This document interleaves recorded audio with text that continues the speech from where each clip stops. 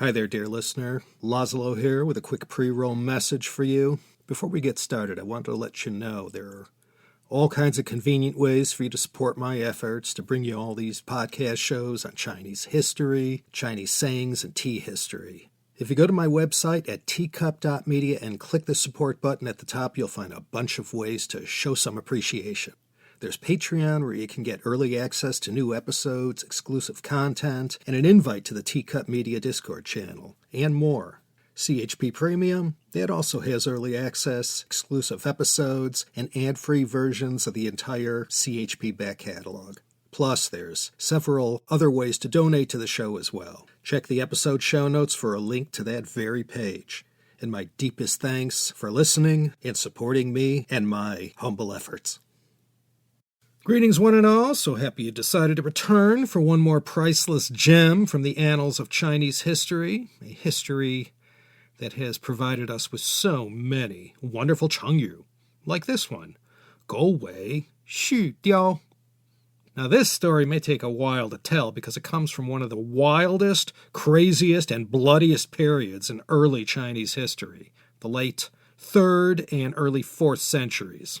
What a raucous time that was. If you recall, the Jin Dynasty fell in 209 BCE, followed by the Han, 209 BCE to 220 CE, then the Three Kingdoms, 220 to 280. And our chengyu for this time comes from that period that stretched from the final years of the Three Kingdoms to the end of the Western Jin. The stars of this tale are, of course, the Sima Clan, who dominated this period. And we have the Simas stooping to their lowest level in their colorful family history, who we must thank for today's offering, Gǒu Wěi Xù Diāo. And for the four characters that make up today's chengyu, a gou is a dog, and a wei is a tail. Gǒu Wěi, the tail of a dog's tail. Xu means to continue, or join, or add to.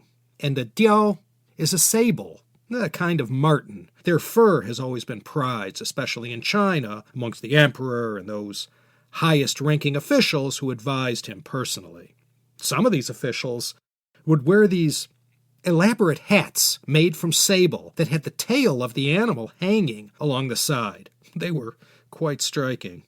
So this is one of those chengyus where there's absolutely no way for you to guess what it means just by listening to these four characters: dog, tail, join, sable. So let's dive right into this sliver of Chinese history that, in the end, turned out to be so consequential as far as all the things that happened when it was all over. This story has a cast of thousands, so I'm going to advise you to refer to the handy list of terms that I painstakingly compile for you for each and every episode, no matter the CHP, THP, or CSP. I'll have the whole cast of characters listed there, and you could keep all the Simas, Yangs, and Caos, and everyone else straight. If you recall your Three Kingdoms history, there was a loyal general and official to none other than Cao himself, named Sima Yi, who also served subsequent Cao Wei emperors. Then came the year 249, when he utilized his power as regent to seize power in Cao Wei and essentially ruled the kingdom as a warlord. And then in 266, his grandson, Sima Yan, forced the last Cao Wei emperor, Cao Huan, to abdicate. And we remember Sima Yan today as the founding emperor, Jin Wu Di. Now, one of the first things Sima Yan did when he set himself up on the throne in Luoyang was to enfeoff a whole bunch of family members as princes and dukes, the rationale being that, well, they would surround him like a big layer of fat that would insulate him from any treachery sent in his direction by possible contenders. And depending on the rank he handed out, these enfeoffed family members from the Sima Clan had anywhere from 500 to 5,000 soldiers. So right away, knowing what we know, this is a recipe for disaster, but Jin Wu Di never lived to see it. And after he passed in 290, the Jin Dynasty's fortunes will be impacted immediately. After a lot of cloak and dagger wrapped up in a web of deception concerning the heir to the throne, Sima Yan's mentally disabled son, Sima Zhong, became emperor. No mention of his specific mental affliction, but it was strongly inferred it was sufficiently debilitating whereby he had no business becoming the ruler of a country. But Jin Emperor Wu's wife, the Empress Dowager Yang, held the reins of power from behind the throne, and to back her up, she was allied with her father, the former emperor's longtime ally Yang Jun, and both of them spoke up for her son, Sima Zhong, who was now the Emperor Hui. But Emperor Hui's wife, the Empress, she was a major force of nature and gave good old Empress Dowager Liu Ho, Han Gaozu's wife, a run for her money in the villainous and malevolent department. She was not happy at all with the emperor's mother and illustrious grandfather lording it over them, and she began to conspire at once how to get rid of those two. Empress Dowager Yang went and did what anyone in her position would do. She filled the imperial court and the government with Yang family relatives. So this wife of Jin Emperor Hui, named Jia Nanfeng, Empress Jia, in her determination to grab hold of the reins of power, conspired with a member of the Sima Clan, namely Sima Wei, brother to the emperor. These two came up with a plan to do away with Empress Dowager Yang and her father, and the scheme called for Sima Wei to lead his troops into the capital in Luoyang, and Empress Jia would sit on her hands and let this provocative act happen. Then once Sima Wei and his troops were in place, Empress Jia had Empress Dowager Yang and her father, Yang Jun, summarily arrested. An edict was drawn up accusing them both of treason, whereupon Yang Jun was executed, and the Empress Dowager Yang was locked away in a dungeon where she was starved to death. Mind you, this all comes from the Book of Jin, which wasn't compiled till 648, more than 3 centuries after the events took place. But in all these histories from so long ago, these official annals compiled by court historians, well, that's all we have to hang our hat on, for better or for worse. And whenever something of this nature goes down, that is, a coup d'etat, it's common to go after all the family members of the recently deposed. So Empress Jia gave the okay to execute 3,000 or so Yang family members in positions of authority around the empire. So the team of Sima Wei and Empress Jia made fast work of their rivals, and now the empress was able to control the destiny of China, beginning in 291. Then once she felt secure behind the throne, Empress Jia called on 2 old stalwarts of the Simas, Wei Guan and Sima Liang, to act as regents for Emperor Hui. Sima Liang was the 4th son of Sima Yi and grand uncle to Emperor Hui.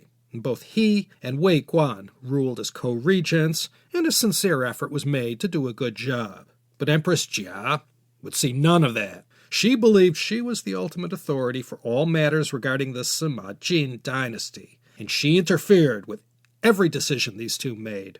Soon she began to conspire again with Emperor Hui's brother Sima Wei to help her get rid of Wei Guan and Sima Liang. Sima Wei and Empress Jia had formal charges presented that claimed these 2 regents were conspiring against Emperor Hui, and they moved swiftly to execute the loyal co-regents Sima Liang and Wei Guan. The blood was all on Sima Wei's hands, and he believed, for doing her bidding, the Empress Jia, well, she'd give him a promotion or something. But rather than a nice pat on the back, she stabbed him in the back instead. And in the summer of 291, year of the dog, appropriately enough, she had Sima Wei executed for the execution of Wei Guan and Sima Liang, something Sima Wei had done for the empress herself. So two-faced Empress Jia got to finally manage the affairs of the empire unopposed until the year 299. And one thing that dogged her, so to speak, was that she had not been able to sire any sons with her mentally incapacitated husband, Emperor Hui. But one of his concubines had that good fortune, and this lad's name was Sima Yu. And Empress Jia didn't like him for obvious reasons and sought to eliminate him. She managed to place this young prince, Sima Yu, under house arrest. Now enter Sima Lun, the youngest son of Sima Yi. Sima Lun was part of Empress Jia's loyal coterie of supporters. He and Empress Jia put their heads together, and he convinced her the best course of action was to have the crown prince Sima Yu killed. She liked that plan and signed off on it, and in the year 300, Sima Yu was indeed killed. But Sima Lun, being a rather evil guy himself, he was able to turn the tables on Empress Jia and had her role in all of this exposed.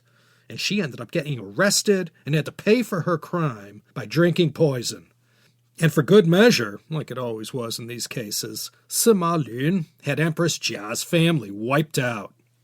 So now with her out of the way and no one to protect the enfeebled emperor, Sima Lun declared himself the Grand Chancellor who ruled for the incapacitated Emperor Hui.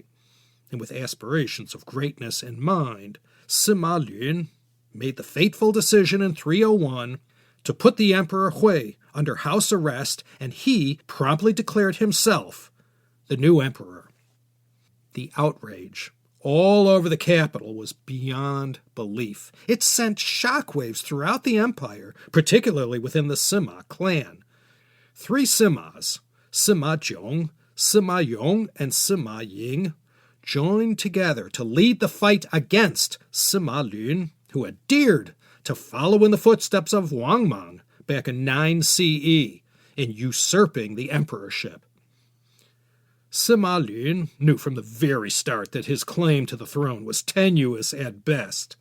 Ever since he had deposed Empress Jia, he at once had tried to get everyone on his side. So before he made his power grab for the emperorship, he started passing out titles left and right, hundreds of them in every direction, even thousands. So from February 3rd to May 30th in the year 301, Sima Lun got to be the emperor. And when it was all over, he was arrested by the opposition and promptly executed, as well as all his sons, too. As for the deposed Emperor Hui, he was retrieved from his house arrest and plopped back on the throne and got to begin a second run as emperor. It's written that Sima Lun, he wasn't the sharpest knife in the drawer and was merely a pawn being controlled by other Simas or princes. But thanks to his power grab, we ended up with this Chengyu, Gǒu Wěi Xù Diāo, because so many titles were handed out by Sima Lun in the run-up to his power grab, they ran out of sable fur to use for the hats that these high-ups wore as a sign of their office. So many were the officials appointed by Sima Lun, and so few was the supply of sable fur. Well, let me just quote from the book of Jin, from the chapter Zhao Wang Lun Zhuan. Quote, "Every lowly servant and foot soldier was given an official position. At the imperial morning assemblies, sable-trimmed official hats filled the room, and the common people created a saying to satirize the situation. There isn't enough sable fur to go around. Some of them have to use dog tails instead." So it's from this saying, "Diao bu zu, Gǒu Wěi Xù," that we get this Chengyu, Gǒu Wěi Xù Diāo. It's used in a derogatory sense to describe a court with too many officials, but it also came to be used in situations where a good first outing was followed up poorly by delivering nothing special.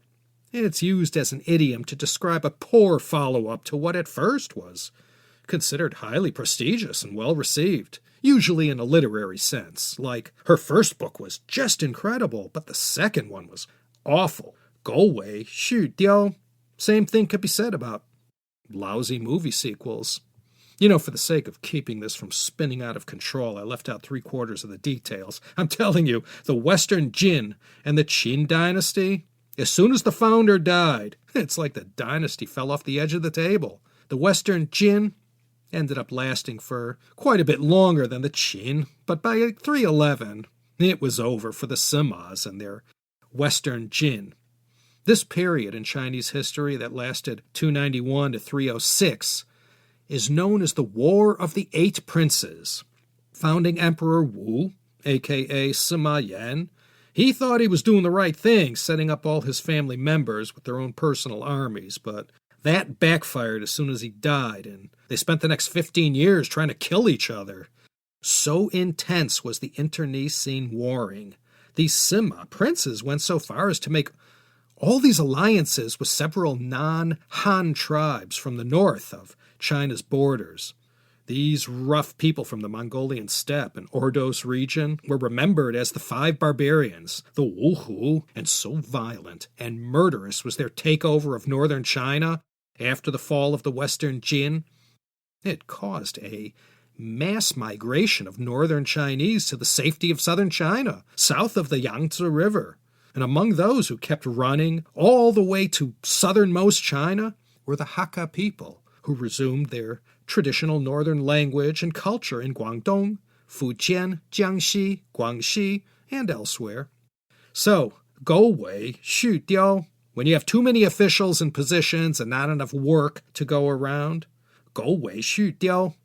When a rock star comes out with a great record and follows that one up with a bomb, Gǒu Wěi Xù Diāo.